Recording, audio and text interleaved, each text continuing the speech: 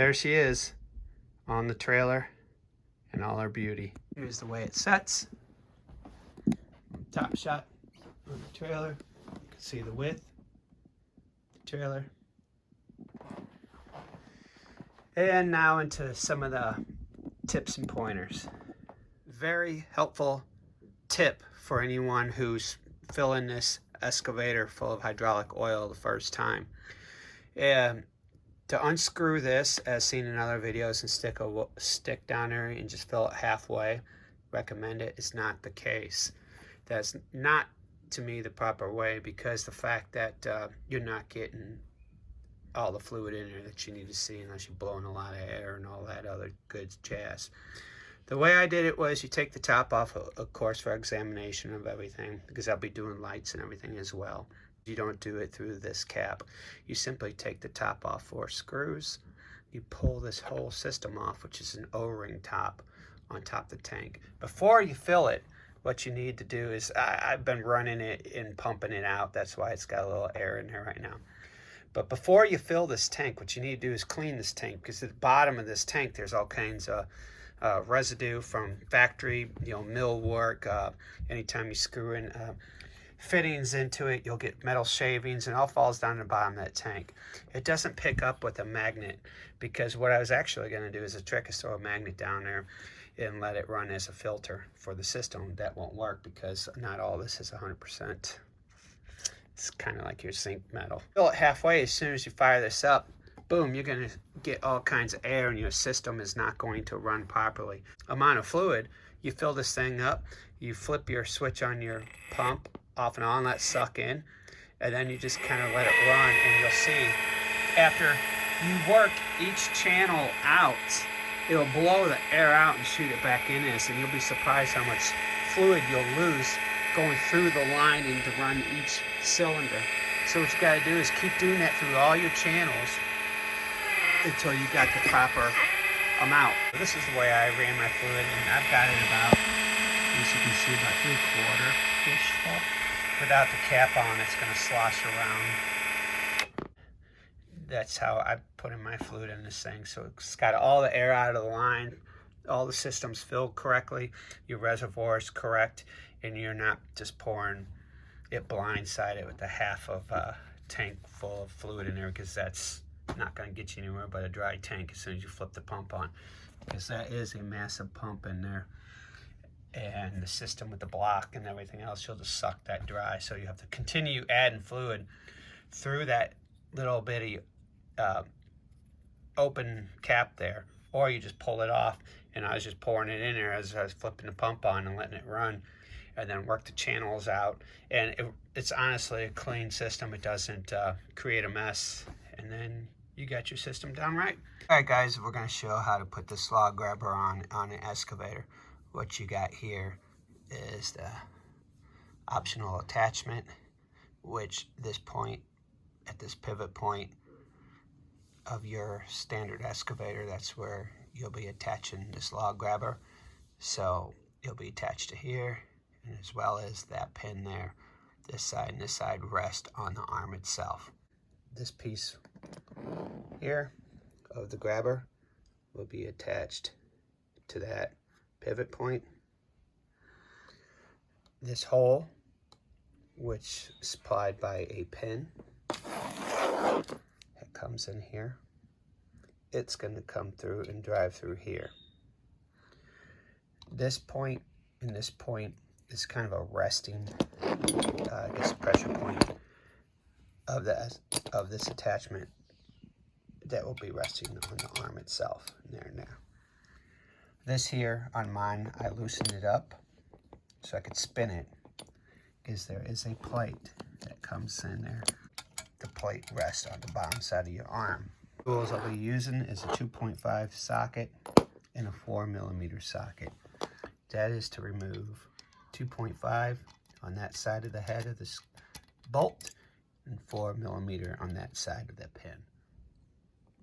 Of the stock bucket, you'll just take the 2.5mm bolt with the 4mm nut, remove the collar and pull that pin, and as well as this pin right here, same way.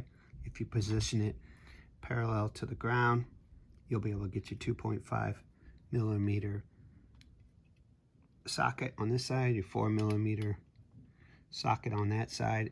If not, you could take a pair of needle nose and hold that bolt, 4 millimeter bolt, use your 2.5 millimeter socket and pull that out. So you could simply pull the pin out. This is bottom pin.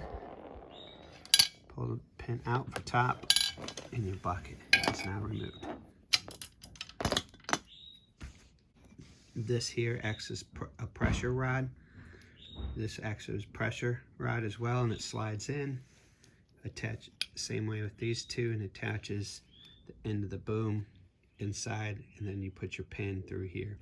I don't think this log attachment will work with a quick release system.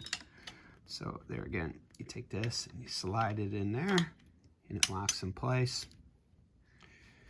And let's just, for grins, not use the pin that came with this assembly. I want to see if this will fit through here. There. Okay, so you will need this pin, because this pin here will be too long of a pin. One option I might consider on this log grabber option is that fact that the stock pin I prefer over the E-clip. That way I could pop this pin out and switch out to the quick release. Rather than using the E-clip pin, it comes with this setup. Now the stock pin is the collar setup with the 2.5 millimeter bolt, runs through with the 4 millimeter nut. So what I would consider doing is, instead of cutting this down and taking the time to cut it down and drill another hole, I could just print a sleeve that goes over this bolt, this pin right here. Print a sleeve in that diameter. That way it doesn't slide back and forth. It's not going to cause any issue. It's just that it'd be quicker to remove this pin this way than I think to jack around with an E-clip every time you want to switch to a bucket on this one. Because once I slapped a quick release in, I can't see a mechanically way, if I'm looking at this, that this system works with the quick release system.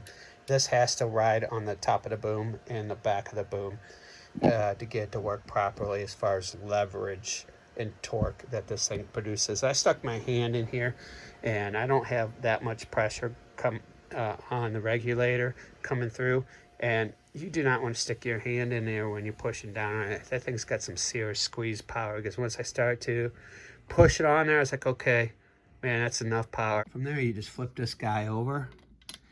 There again, I'm going to use the stock pin provided rather than the aftermarket, which I think should work on this one at the top drive.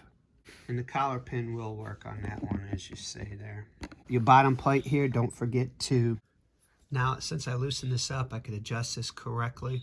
And there's, like I said, in the kit, there's a steel plate that probably goes onto this that pressurizes the assembly up against the boom without making any markings on the bottom of the boom. So there it is, the excavator with the log grabber attachment, and I will be able to grab my Jersey barricades. So here's the first attempt at the stock setup before I change things on the channels.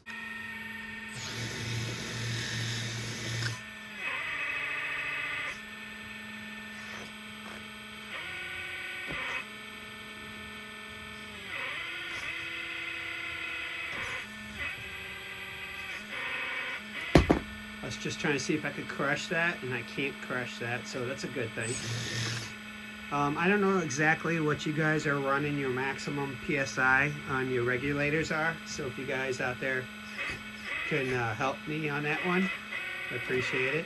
But my Jersey barricades are working super well.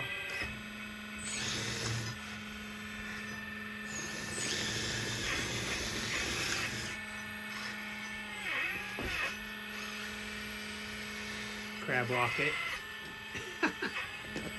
I was just testing out the power, guys. I'm just getting used to this just as easy as you guys are. It's been quite a while since I ran an excavator. I plan on getting some more here, so bear with me. As you guys know, one toy at a time. But thanks a lot for watching. That's my RC, and I actually could use this little jersey barricade as a scraper as well. Come in there and go down, claw it up, maybe give it a little tilt action, bring it down, and then just use it as a scraper if I back up. I'm going forward now, as you see, but it'll give you an idea. So I'm learning. It's a little rusty on the controls, but I don't like the way this is set up either on the first stock setup, but this machine is a beast. Now I'm going to start adding lights, decals, man inside the cab and the interior, quick release system, and the list is going to go on as I continue my collection here. I might run the pump on demand as well. So thanks a lot for watching. That's Marcy.